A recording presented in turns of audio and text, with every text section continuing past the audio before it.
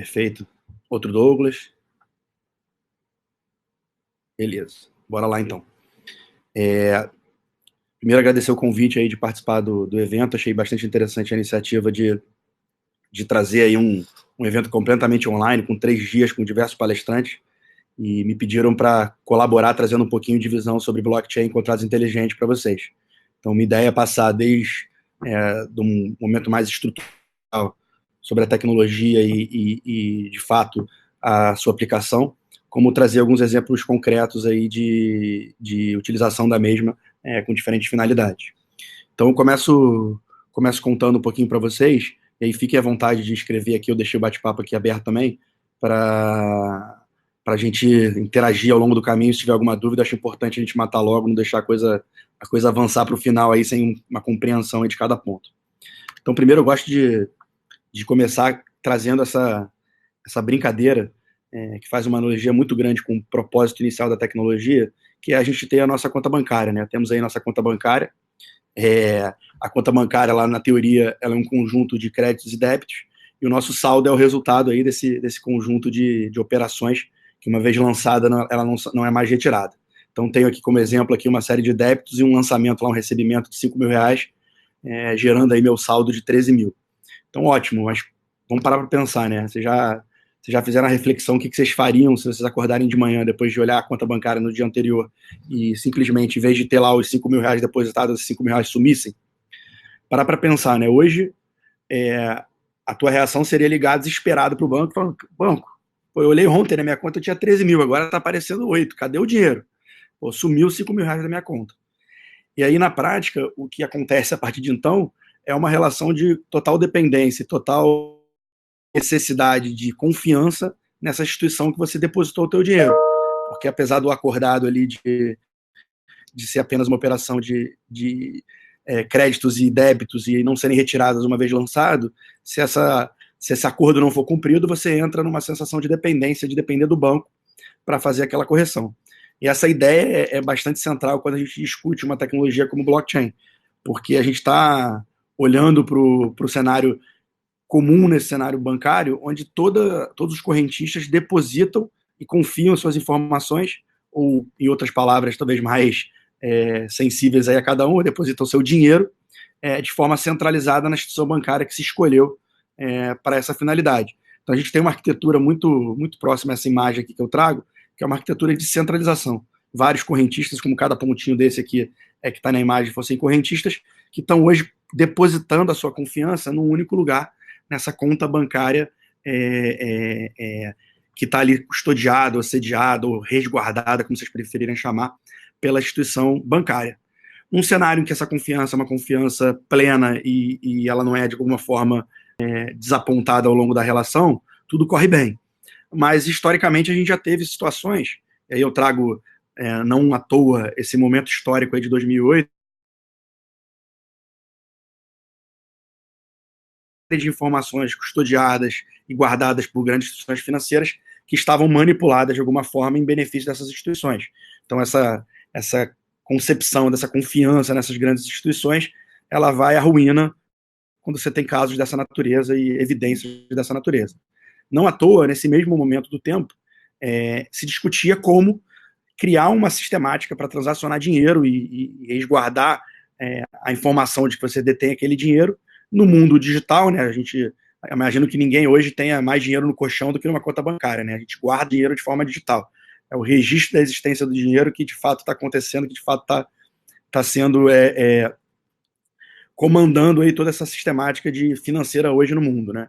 Então, imagino que guardar esse registro hoje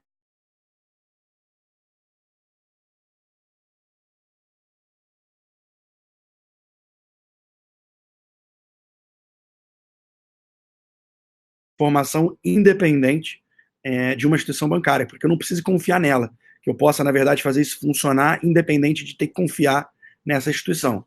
E aí, em 2008, de forma muito, muito aderente a essas ideias, surgia uma primeira proposta de como manter os registros sobre um dinheiro, né, a existência do dinheiro eletrônico, a existência dos seus registros, sem necessidade de você ter uma autoridade central, ou seja, um banco ou qualquer instituição que vai ali arbitrar se você tem saldo ou não para realizar uma operação, se uma operação está confirmada ou não confirmada, qual é o seu saldo. Então, em vez de você ter esse modelo centralizado, a proposta era exatamente criar uma rede P2P, né, em comunicação entre os usuários de forma direta, os computadores aí que estão resguardando essa informação, para que eu pudesse ter um sistema de dinheiro eletrônico que pudesse fluir independente da existência ou sem a existência de uma autoridade central. Isso foi objeto de um paper de um cara chamado Satoshi Nakamoto, que ninguém sabe se é uma pessoa, se é um grupo de pessoas, até hoje permanece aí com um pseudônimo, e esse paper trazia essas ideias, pois existe uma forma da gente centralizar a guarda dessas informações, essa forma pode funcionar, ela vai usar uma série de tecnologias aí que já existiam antes, e com isso a gente pode ter esse dinheiro fluindo nesse ambiente eletrônico sem precisar de uma autoridade central fazendo todas essas validações, dizendo se alguém tem saldo, se pode ou confirmando as transações. Essa ideia, depois do paper, ela foi exercitada numa primeira rede ali entre duas personalidades, o Ralph Finney aí um dos grandes ativos na época discutindo as possibilidades dessa tecnologia, e o próprio autor aí, o pseudônimo autor aí do paper, fez a primeira transação desse dinheiro eletrônico aí que se chamou pelo artigo, foi nomeado de Bitcoin. E aí, isso foi a primeira transação, essa rede começou a crescer a ponto de começar a se definir um câmbio, né? Quanto vale esse dinheiro eletrônico se a gente for trocar ele por um dinheiro no mundo fiduciário, né? No mundo real nosso do sistema financeiro. E aí teve essa primeira transação em 2009 de câmbio entre essa criptomoeda que acabou depois ganhando essa categoria, né? Dado que a criptografia é um elemento central. E que depois teve também um marco aí, muito comemorado até hoje, como um momento ali da primeira compra de um ativo físico, né, através dessa moeda eletrônica.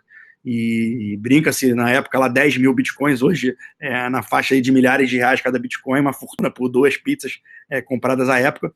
Mas isso mostrou, na verdade, um ganho de consistência sobre aquelas ideias iniciais, né? Se o que era só uma ideia de como armazenar essas informações sem precisar de uma autoridade central, isso caminhou para a criação de um mercado que, de fato, o dinheiro transacionando nesse mercado gerou uma exposição, uma tentativa de fraudar que até hoje não existe nenhum caso de nenhuma fraude em relação à forma de guardar esses registros,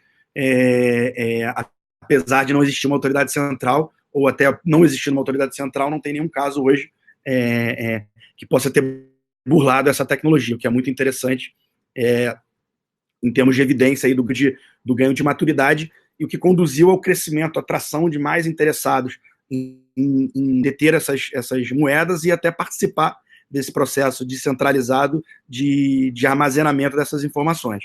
Aí, trazendo um pouquinho mais de conceito aí para a mesa, como a gente viu bastante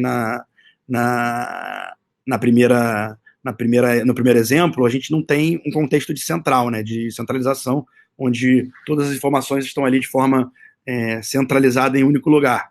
A gente tem um cenário de distribuição. E aí, assim que o slide carregar aqui para mim, não sei se vocês já estão vendo, no canto inferior direito, a gente tem ali 3 arquiteturas, topologias ali de diferentes para trazer esses exemplos. A primeira, como eu já tinha citado, centralizada. A segunda, já trazendo algum grau de descentralização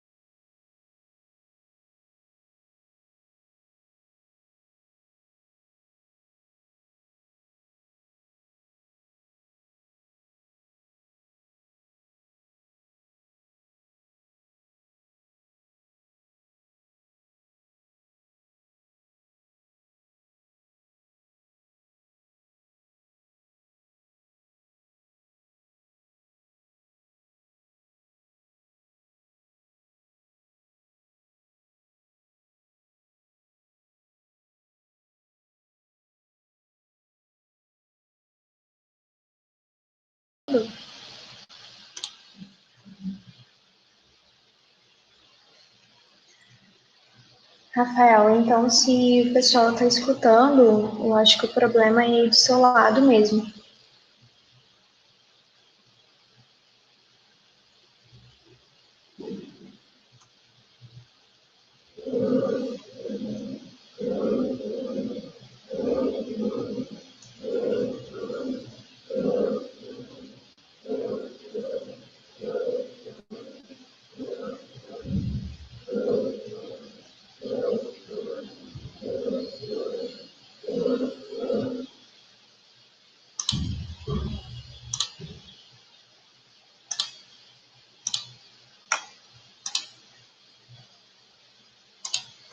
Rafael, eu te coloquei como apresentador de novo. Eu fiquei testando aqui para ver, eu acho que você parou, foi no slide 9, aonde o áudio parou realmente. Tenta entrar novamente para a gente ver.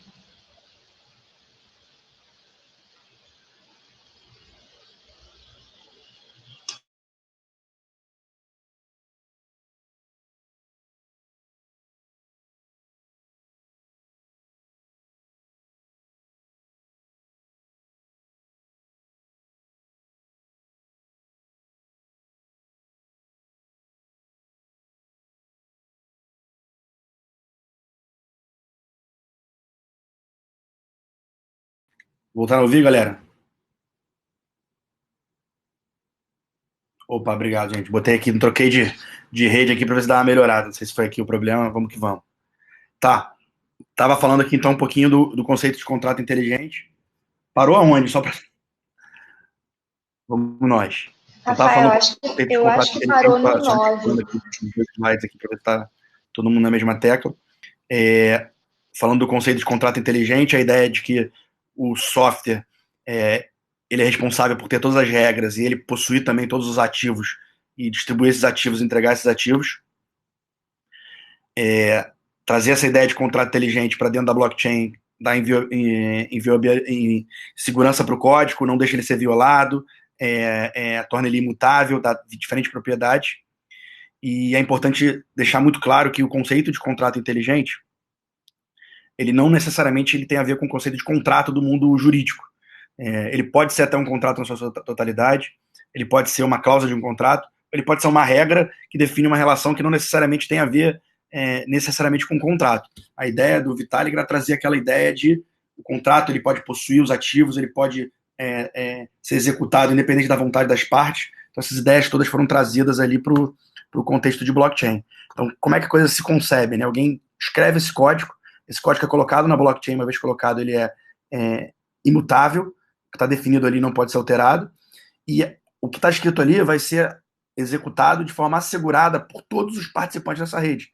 A rede toda só vai validar as informações se efetivamente elas estiverem aderentes à execução, como o contrato foi definido. E aí você tem todas as pessoas que podem interagir com esse contrato, podem executar. Mas a vontade sobre aquele contrato não está em quem fez o contrato, ou numa parte ou em outra. Ele está, na verdade, no que está escrito ali no código, e tem que ser cumprido exatamente como o código foi previsto.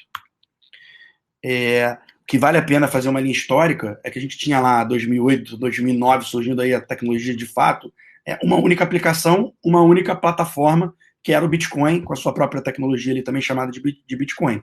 Quando a gente teve o surgimento ali de plataformas como Ethereum, na sequência Hyperledger, começou a ver o seguinte, cara, isso pode ser usado muito mais do que só para dinheiro eletrônico. Isso pode ser aplicado a uma infinidade de possibilidades. E aí começaram a surgir diferentes plataformas, várias suportando esse conceito de contrato inteligente. A gente veio numa explosão ali de 1 milhão de plataformas, e a tendência, a gente ainda não teve uma consolidação muito clara, mas a gente tem alguns campeões ali de tecnologia que podem vir dominar mercado aí num horizonte de curto prazo.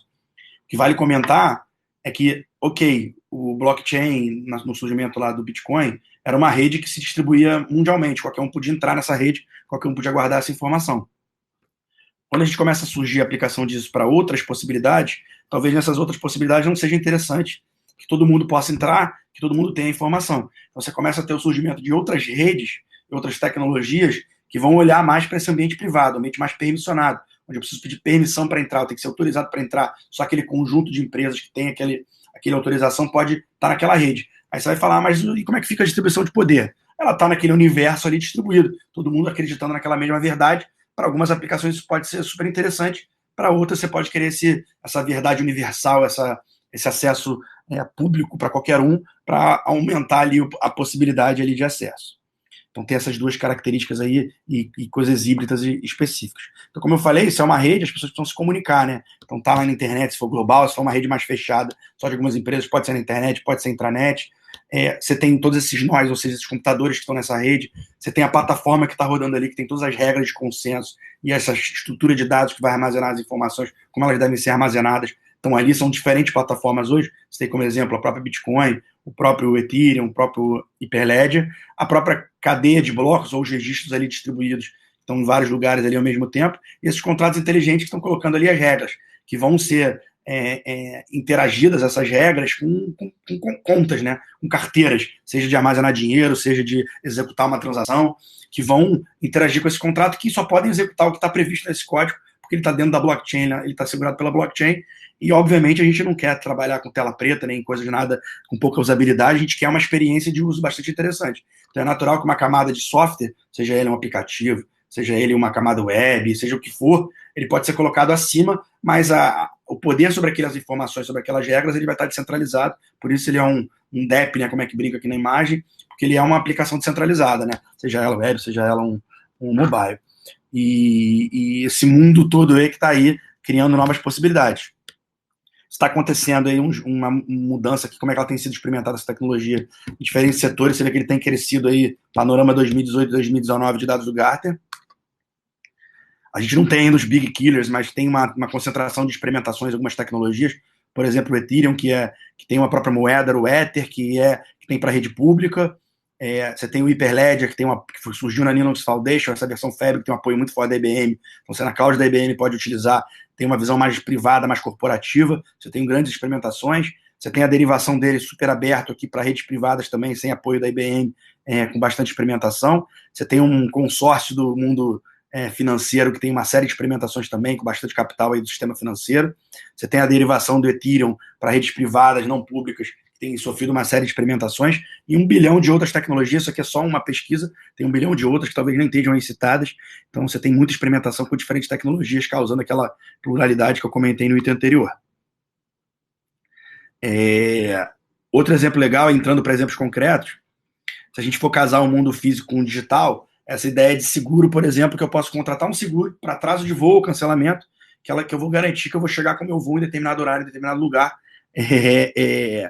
e posso botar um dinheiro ali que, se eu não chegar, vai me dar X vezes mais aquele dinheiro que foi colocado em pagamento ali do benefício do meu seguro. Isso pode ser feito totalmente automatizado, com essas regras todas definidas em contrato inteligente, e você pode usar próprios dados digitais aí gerados pelas agências reguladoras para regular esse sinistro, ou seja, definir se chegou ou não naquele horário e já pagar de forma automática, sem precisar ter nenhuma intervenção humana em todo esse processo, gerando agilidade, confiança aí na sistemática. Você não precisa confiar na seguradora, a seguradora terá que pagar independente aí da vontade dela, porque a regra vai garantir isso, que foi estabelecida. Então você cria um mundo novo de eficiência, um mundo novo de desburocratização do processo.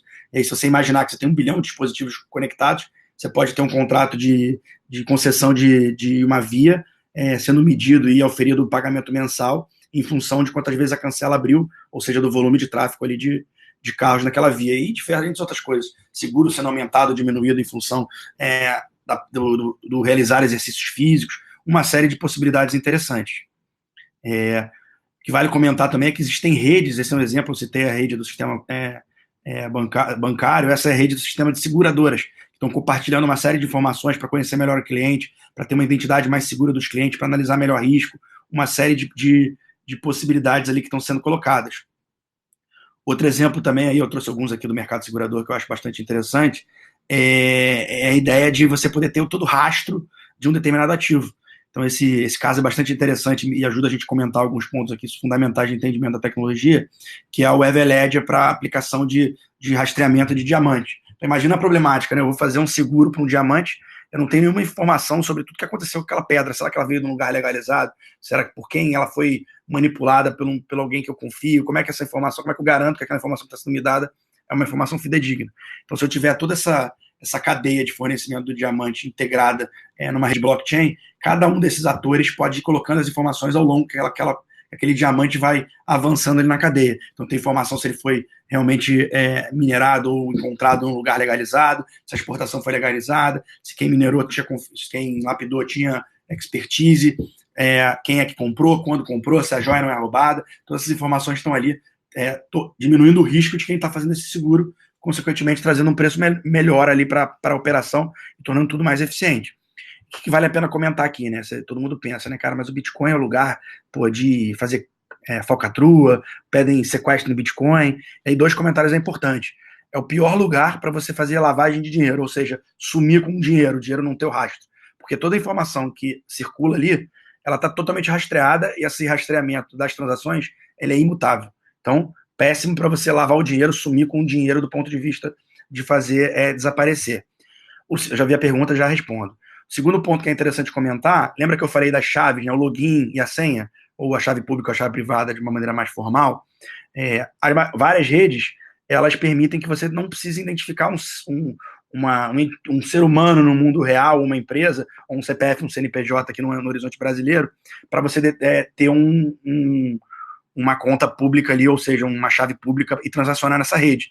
Então você sabe quem transacionou do ponto de vista de que foi aquela conta, como se fosse a sua conta bancária, mas você não sabe a quem aquela conta bancária pertence. Então você tem ali um pseudo-anonimato. Não é anônimo, porque você sabe a conta, mas ele não é também totalmente identificado, porque você não tem condição de saber quem é o dono dela, a não ser que você tenha essa informação de forma adicional à conta.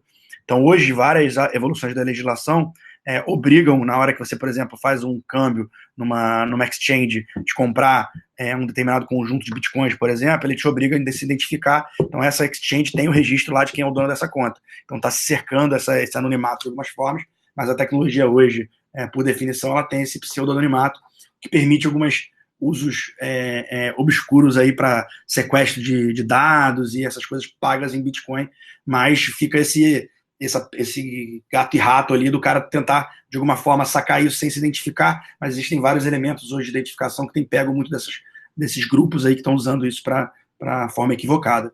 E aí, respondendo a ideia de Open Bank, cara, Open Bank tem um lado que tem que tomar cuidado, que é o dado pessoal, que é um dado bastante crítico, e que são dados ali de informações que podem ser descentralizados. Então existe um casamento ali, tentando responder de forma objetiva, existe um potencial casamento de descentralização do poder sobre essas informações para garantir que elas cheguem de fato ali a quem de direito.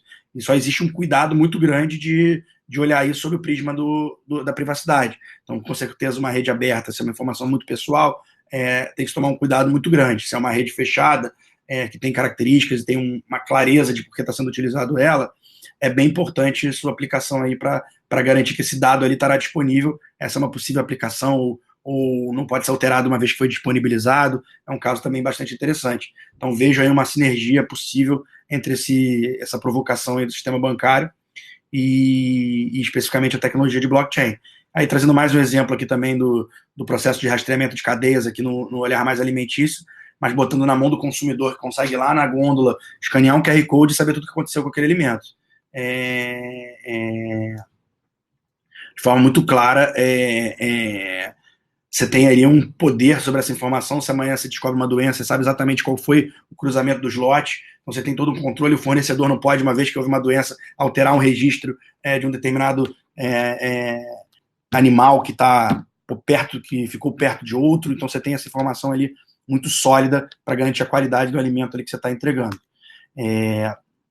Outro exemplo que eu gosto muito, e aí traz um conceito também de organizações descentralizadas, é que você pode usar esse conjunto de regras também para descentralizar poder. É uma coisa bem mais disruptiva. Você tem aqui no meu exemplo aqui uma seguradora sem seguradora. Então eu posso definir as regras de arrecadação de dinheiro para que as pessoas possam participar e definir as regras para que parte desses envolvidos nesse plano também regulem o pagamento dos sinistros, ou seja, possam entregar o pagamento desses benefícios quando determinado sinistro ou determinada situação acontecer no mercado segurador. Outros exemplos aqui também bem disruptivos que eliminam esse ente central por exemplo, o Uber sem Uber, né? O aplicativo de transporte sem uma empresa por trás. A gente tem o Arcade City, que tem regras que conectam motoristas e passageiros sem uma empresa ali ganhando ou arbitrando esse formato. Os próprios motoristas vão arbitrando essas regras e os passageiros aceitando para que você tenha um cenário mais justo aí na teoria. Outro exemplo concreto é o Open Bazaar. onde você está descentralizando ali a venda e a compra de mercadorias, como se fosse uma OLX ou um Mercado Livre, sem a empresa por trás, as regras que vão mediar essas transações. Então é muito presente em diversos segmentos essa ameaça aí da descentralização, em registro de direitos autorais, em IoT, por exemplo, aqui da Arcade City que eu citei, votos, mercado secundário de energia através de painéis solares. Você pode produzir e vender no mercado secundário sem passar por uma grande empresa aí de utilities, sua identidade digital. Então, tem uma série de aplicações bastante interessantes. Cada ramo, eu citei aqui como exemplo base aqui da minha apresentação no mercado seguro, mas cada ramo está trazendo uma mega análise de N potenciais usos dessa tecnologia para gerar eficiência, para reduzir atritos, para diminuir burocracia, para entregar uma série de resultados aí para o mercado segurador. Ou para qualquer um dos mercados aí que essa tecnologia for aplicada. Eu botei ali num gráfico ali, vários mercados que estão se beneficiando aí dessa tecnologia. De forma mais óbvia, talvez o sistema financeiro, mas isso está indo muito além, está indo em cadeias de suprimento, em cadeias logísticas. Você tem aí aplicações interessantes para gerar essa desintermediação. Então, só para organizar um pouco do que eu tenho falado, você pode representar e criar ativos digitais com toda essa segurança de que você pode ter esses registros garantidos, independente da existência de uma autoridade central. Então, você pode fazer isso sem autoridade central. Você pode usar isso para pagamentos, todo esse mercado ou negociação desses ativos. Você pode usar isso para garantir que esses registros não estão em um único lugar, estão distribuídos, são imutáveis, são rastreáveis, tem consenso, tem mecanismos de voto de consenso de maneira geral, e uma página em branco você pode definir qualquer regra que você precise intermediar poder através aí dos contratos inteligentes, esses códigos que estão ali em blockchain. E aí, de forma, respondendo aqui a pergunta, eu vejo que o mercado financeiro, por ser uma ameaça muito direta, já tem uma adesão muito grande, mas aí eu diria que é mais correr atrás de um prejuízo. Eu acho que de forma muito, muito clara a gente vai ter uma pujança de casos de representação de ativos digitais. Então, acho que isso é uma grande natureza de aplicação de iniciativas que vão gerar muito valor. Eu vejo uma questão de confiança em dados de governo, público e cenários onde eu tenho uma participação popular como um grande cenário de aplicação também. E, sem dúvida nenhuma, todas essas cadeias complexas, sejam elas logísticas, sejam elas consórcios, onde a simples desconfiança entre os participantes que precisam trabalhar em conjunto para o resultado, ela gera muita burocracia, ela gera muito custo. Então, gerar eficiência é um cenário muito grande. Então, organizando aqui para ficar bem estruturadinho, eu acho que toda essa necessidade de gerir esses imutáveis, centralizados e auditáveis, grande aplicação, governo é um grande nicho. Toda essa necessidade de eficiência nesses lugares onde você tem multiplayers, seja cadeia de suprimento, seja ecossistemas, grande possibilidade.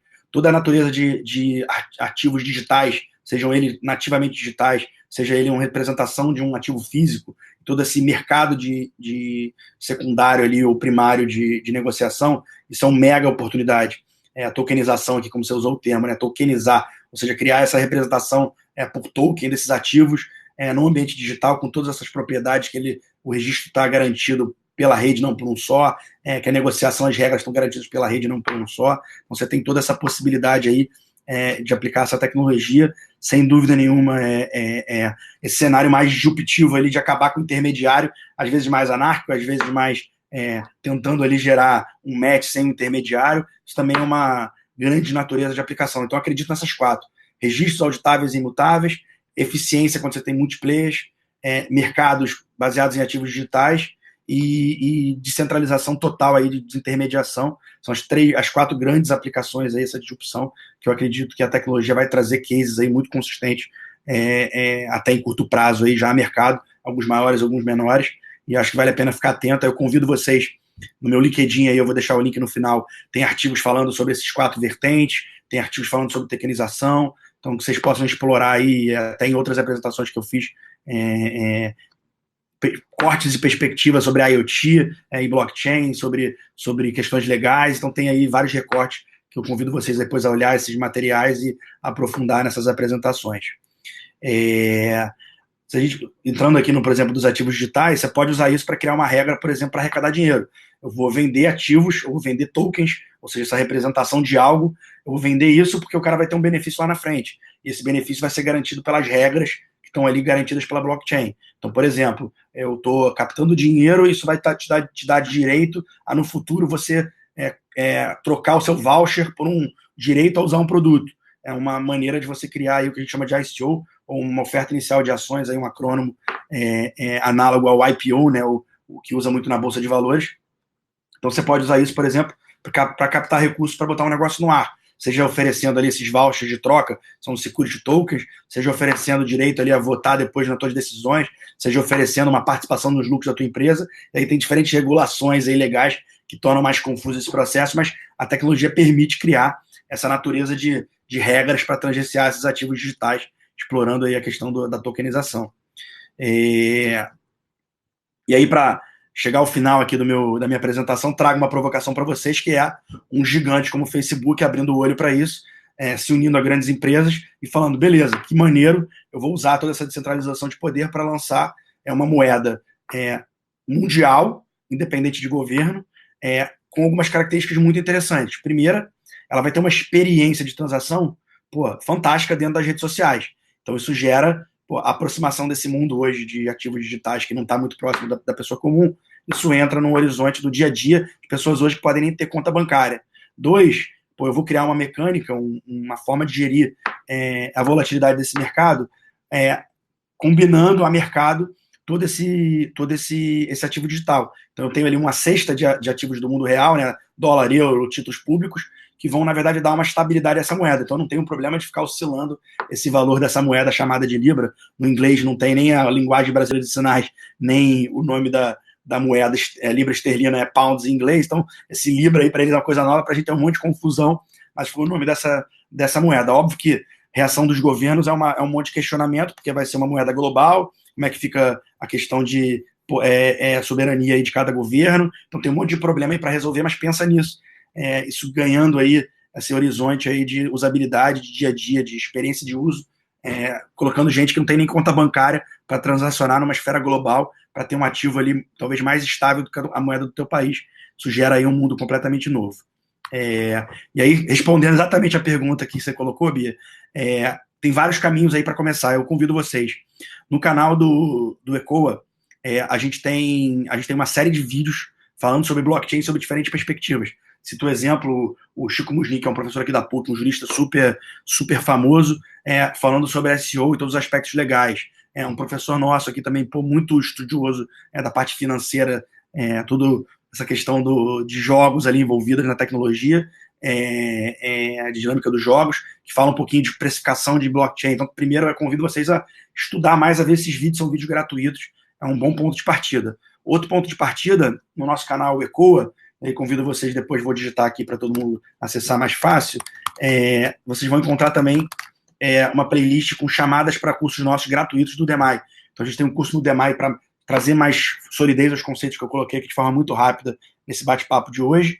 E também eu tenho um curso específico de programação de contratos inteligentes na tecnologia Ethereum, também é um ponto de partida bastante interessante para sair também do ponto de vista teórico, entrar na programação desses contratos inteligentes. E aí eu despeço também, cara, convidando todos esses links e materiais que eu coloquei aqui, eles estão aqui, ó, então para ficar mais fácil, os 2 links aqui dos cursos do DEMAI que eu coloquei estão aqui, são 2 cursos gratuitos, um conceitual, mais estrutural, um mais de programação de contratos inteligentes. E eu acho que o grande recado que eu queria dar é que o momento é de experimentar, aprender sobre essa tecnologia, colocar a mão na massa, porque eu acho que haverão oportunidades aí em médio prazo bastante interessantes na tecnologia. E por último, eu deixo para vocês aqui também meu LinkedIn aí, para que vocês possam acessar. Deixa eu só ver aqui o endereço. LinkedIn. Isso aí, NASA. Deixo para vocês esse convite aí de se conectarem comigo aí no LinkedIn. Eu sempre publico artigos e vídeos e materiais sobre blockchain. Se vocês tiverem interesse aí aprofundar um pouco mais ou ver palestras em outras perspectivas, a gente sempre tem coisa no canal do Ecoa, sempre tem informações ali sendo publicadas, alguns artigos relacionados a blockchain. Então, acho que tem bastante coisa aí, fica super à vontade para me provocar ali, né, mandar mensagens ali pelo LinkedIn que eu respondo, a gente pode ir interagindo aí e quem tiver interesse em se aprofundar vai ser um prazer. No mais, assim, acho que esse era o conteúdo que eu queria passar. Convido a vocês aí, tiver alguma pergunta final aí pra gente endereçar aqui nessa reta final aqui do bate-papo.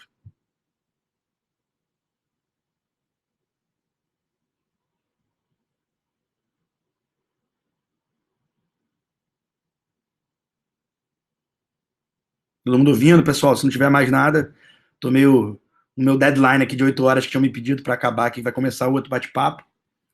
Queria agradecer novamente a iniciativa e parabenizar a Bia aí também, que fez aí o convite. Obrigado aí por estar participando. E ótimo que vocês tenham aí se envolvido, feito perguntas, foi muito legal. E não se preocupem, se não fizer agora, eu estou super à disposição aí nas redes sociais. Podem se conectar, a gente vai interagindo aí. Podem fazer os cursos, comentar os vídeos aí. É sempre um prazer estar interagindo e trocando ideias aí sobre esse tema que a gente gosta tanto e pesquisa e tem trabalhado aí de forma profunda. Então, obrigado aí, pessoal. Agradeço